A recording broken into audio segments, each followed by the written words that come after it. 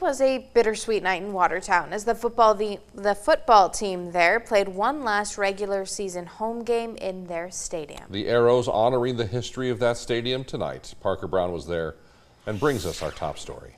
Since 1941, the multi-purpose Watertown Stadium has been the home of Arrows football. It's a unique spot that has been the center of generations of memories.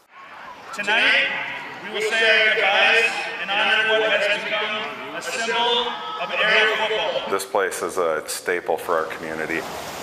Like many schools, Watertown High School prides itself on tradition and their history. Plenty of that history was made on a gridiron placed on top of a diamond. 83 years of history, and if you go look at the stadium, it's still one of the premier stadiums in the state of South Dakota. I started 20 years ago. First walked in, this was a freshman locker room that year. My office was right down the hallway over here. Arrows players of past teams were in the stands, but also represented in the locker room, where decades of players signed their names. And the current team will soon do the same. They'll be the last to do so. Coming down here and seeing all the history between teams that have won 0 games and state championship teams, they're all down here, and so it's just a pretty cool experience. This team not only celebrates history, but they relish in taking part in history.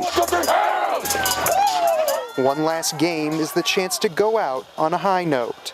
We won the first game that ever got played here. Winning our last game ever regular season-wise, just in a place that holds so much history dear to our hearts and just to this town is, I'd say, pretty special for me. Knowing all the history behind this place and coming into this last game and knowing that it's like our legacy that we're going to leave behind that's going to be remembered as the last one here. And so going out there tonight and making a big impact in the game is going to be a huge factor for us.